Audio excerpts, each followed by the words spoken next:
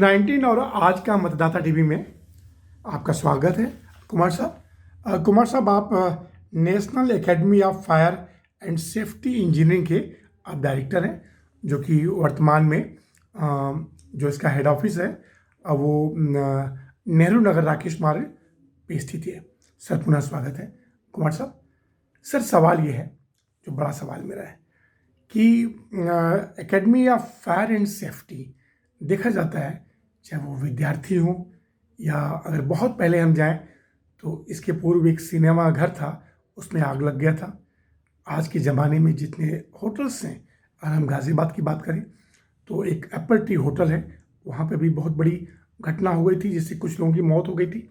तो कहने का मतलब ये, चाहे घर से लेकर जितने भी चाहे प्रशासनिक दफ्तर हों या जितने भी होटल्स हों या इंस्टीट्यूशंस हो या एंटरटेनमेंट प्लेस हो, सब जगह फायर एंड सेफ्टी का बड़ा महत्वपूर्ण रोल होता है। तो आप बताएं, ये जो आपका इंजीनियरिंग इंस्टीट्यूट है, इसको किस नज़रिए से देखता है और क्या बेहतर करना चाहता है?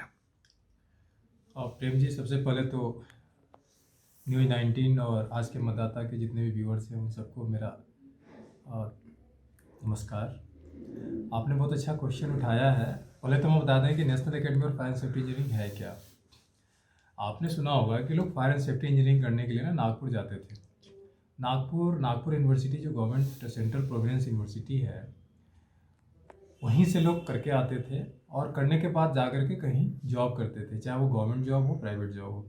पूरे पैन इंडिया में एक ही यूनिवर्सिटी है जो फेमस है फायर एंड सेफ्टी इंजीनियरिंग के लिए, वो है नागपुर यूनिवर्सिटी। ये जो कैंपस है आपका national academy of fire and safety engineering Ghaziabad, ये उसी नेशनल कैंपस का एक कैंपस है जो गाजियाबाद में आया है, जिसको हम लोगों ने यहाँ पे इस्टेब्लिश किया है।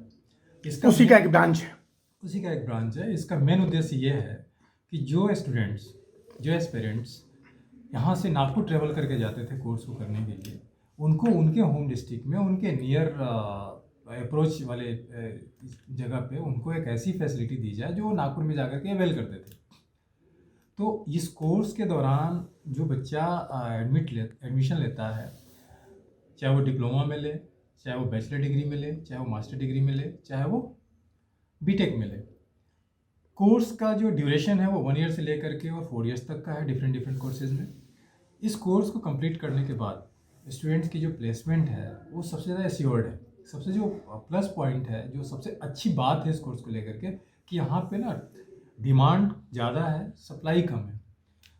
हम अगर कंपेयर करते हैं बीटेक के कोर्स के साथ या अदर कोर्सेज के साथ, तो वहाँ क्या है कि डिमांड कम है, सप्लाई ज़्यादा है।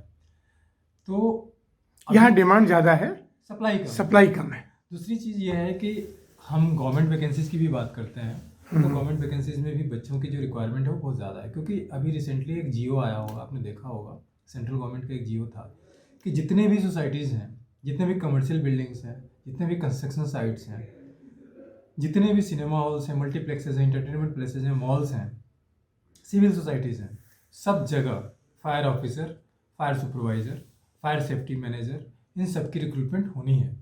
और फायर सेफ्टी से रिलेटेड जितने भी मेजर्स लिए जाने हैं वो सारे लिए जाने हैं। तो जियो के आने के बाद जितनी भी कंपनीज थी, जितने भी कमर्शियल एस्टेब्लिशमेंट्स थे, वो सब ने रिक्रूटमेंट शुरू कर दी। जिससे क्या हुआ कि पहले अवेयरनेस कम थी, इसलिए लोग कोर्स नहीं कर पाए थे और डिमांड बढ़ गई, सप्लाई कम हो गया। तो यहाँ पे स्टूडेंट्स के लिए सबसे जो अच्छी बात है वो ये है कि जैसे ही कोर्स ज्वाइन करता है बच्चा, उसकी एक्सपीरियंस वहीं बढ़ जाती है कि वो कोर्स खत्म करने के बाद उसकी प्लेसमेंट 100% होनी है।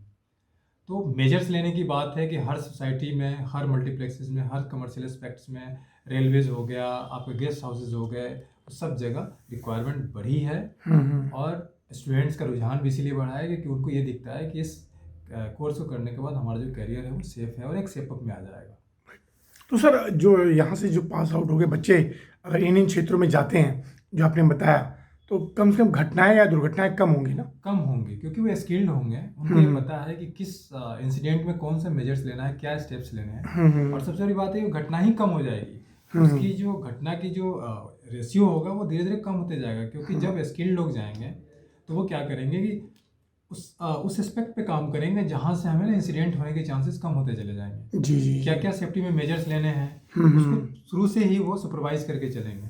उसको स्टेप बाय स्टेप लेके चलेंगे ताकि घटना होने की संभावना जो है कम हो जाए। क्योंकि सर देखिए ना, अमूमन देखा जाता है जैसे गाजियाबाद है, बहुत सारे होटल्स हैं, छोटे छोटे होटल्स हैं, कई कई फ्लोर के बने हैं, तो वहाँ फायर का तो एनओसी ले लेते हैं, लेकिन उसका मेंटेनेंस या वहाँ पे जो आपने बोला उस तरह के योग्य जो है एम्प्लॉय नहीं होते हैं।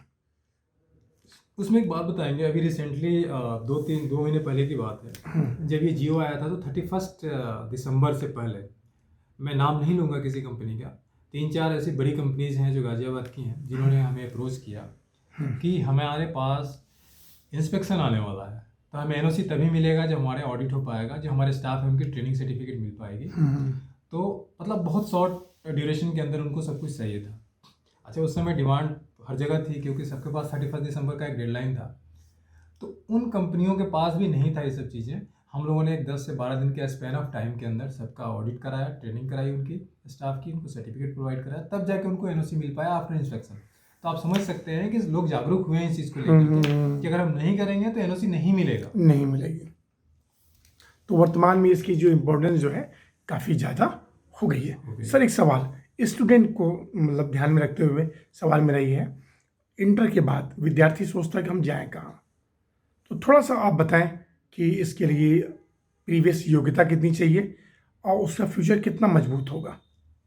देखिए, इसमें 10th करने के बाद भी बच्चा fire and safety engineering course के लिए आ सकता है। जैसे आपने देखा होगा कि 10th के बाद आईटीआई करने के लिए बच्चा चला जाता है, पॉलिटेक्निक करने के लिए, पॉलिटेक्निक इंजीनियरिंग करने के लिए चला जाता है। ठीक उसी तरीके से इस कोर्स के लिए 10th अगर बच्चा किया है, किसी भी स्ट्रीम से किया है, तो एक बेस कोर्स है उसके लिए आ सकता है। अगर +2 किया है, साइंस से किया है, तो उसके लिए थोड़ा सा एडवांस कोर्स है उसमें। अगर उसने बीएससी साइंस से किए हुए है तो एक कोर्स होता है ADIS, advance diploma in fire and safety engineering, एक होता है advance diploma industrial safety engineering. तो ये जो कोर्सेज हैं वो डिपेंड करते हैं कि जो उसकी क्वालिफिकेशन है उसके हिसाब से वो कौन सा कोर्स ऑप्ट करने वाला है। 10th मिनिमम 10th है और मैक्सिमम ग्रेजुएशन करके भी बच्चा कोर्स कर सकता है। तो लोगों को, बच्चों को ये एक अच्छा सुनहरा मौसम है, बहुत अच्छा मौका है। बहुत अच्छा मौका है, क्योंकि एक ऐसा कोर्स है जिसके लिए अवेयरनेस ना लोगों के पास बहुत कम है। अब सोचिए, फायर एंड सेफ्टी को बहुत लोग नहीं जानते हैं। अगर आप रूरल एरिया में जाके बात करें तो लोगों को लगता है अच्छा दमकल वो आग बुझाने वाली, जी जी जी, बट उनको ये पता ही नहीं है कि फायर सेफ्टी का जो एक क्या बोलते हैं उसका जो एक ऑर्गेनाइजेशन है, जो साइज है वो बहुत बड़ा है, बहुत विस्तृत है, वाइड जी है। जी जी जी जी। मैं अक्सर देखता हूँ सर, क्या उसमें थोड़ा आप रोशनी डाल सकते हैं कि गाड़ियाँ चलते चलते उसमें आग लग जाती है गाड़ियों में, क्या वजह होता होगा? देखिए, गाड़ी तो एक मैकेनिकल चीज़ हो गई जो कंपनीज बनाती है, बट होता क्या है कि अगर गाड़ी टाइम से सर्विस नहीं कराएंगे आप, तो सर्विसिंग के दौरान क्या होता है ना कि जो भी मैकेनिक होता है वो देखता है कि क्या क्या फॉल्ट है। हो सकता है कि गाड़ी चलते चलते कहीं कोई वायर लूज हो, उसका कोई वायर किसी और वायर के साथ शॉर्ट कर रहा हो, तो हम चलाते जा रहे हैं, गाड़ी को चलाते जा रहे हैं, बट वो कहीं ना कहीं जाकर के एक पॉइंट पे जाकर कहीं इग्निशन पैदा करता है। इग्निशन पैदा करता है तो आग लग जाती है वो। लेकिन हम दोष देते हैं कि सिलेंडर लगा हुआ था, लग गया। कारण सिलेंडर कभी नहीं होता है, सीएनजी कभी नहीं होता है, जी जी जी, हमारी लापरवाही होती है जिसको हम इग्नोर करते चलते हैं। तो इसलिए टाइम से सर्विसिंग कराना जरूरी है। उसी तरीके से कंपनीज में ऑडिट कराना, स्टाफ की ट्रेनिंग कराना, टाइम से जितने भी नई चीज़ें, नई टेक्निक्स आ रही हैं उससे उनको अपडेट कराना, वो तभी पॉसिबल है जब आप time to time training session रखेंगे। सर तो ये गाजियाबाद के लिए एक बहुत बड़ी सौभाग्य की बात है कि national academy of fire and safety engineering Rakesh मार्ग पर इतना बड़ा जो है बच्चों के लिए एक संस्थान, एक अवसर उनको दे रहा है। सर अकेली संस्था है जो राष्ट्रीय पुरस्कार प्राप्त संस्था है। जी जी, और पूरे भारत में एक ऐसी अकेली संस्था है जो नागपुर यूनिवर्सिटी से एफिलेटेड है। जी जी, जिसकी मान्यता इंडिया में नहीं पूरे विश्व में है। पूरे विश्व में। और कोई बच्चा अगर national academy of fire safety engineering से कोर्स करके निकलता है और अपना रिज्यूम ले जाके किसी कंपनी को देता है तो सबसे पहले एनएफएस के स्टूडेंट्स को ऑप्ट किया जाता है, सेकेंड में ही किसी और यूनिवर्सिटी या किसी कॉलेज के बच्चे को देखा जाता है। तो एक प्रायोरिटी लेवल पे बच्चे को रिक्रूटमेंट के लिए भी बहुत फायदेमंद होता है। राइट। और मिनिमम क्वालिफिकेशन आपने बताया 10th के बाद। और सर जो कोर्सेज हैं वो ड्यूरेशन क्या क्या होंगे? डिप्लोमा कोर्सेज जो है 1 ईयर का है, जो इनका बीएससी कोर्स है वो 3 इयर्स का है, जो मास्टर डिग्री है MBA in fire and safety engineering है वो 2 साल का है, और बीटेक 4 साल का है। लेटरल एंट्री मिल जाती है बच्चे को अगर वो डिप्लोमा करके पहले से आ रहा है या बीएससी करके आ रहा है तो उसको लेटरल एंट्री मिल जाती है, उसमें 1 साल का एग्जाम्पशन मिल जाता है, चाहे वो बीएससी करने जा रहा हो या बीटेक करने जा रहा हो। कुमार साहब आपका बहुत बहुत धन्यवाद। फिर किसी विषय पे हम आपसे मिलेंगे, बात करेंगे। Thank you sir. आपका भी बहुत बहुत धन्यवाद। Thank you so much. Thank you. नमस्कार।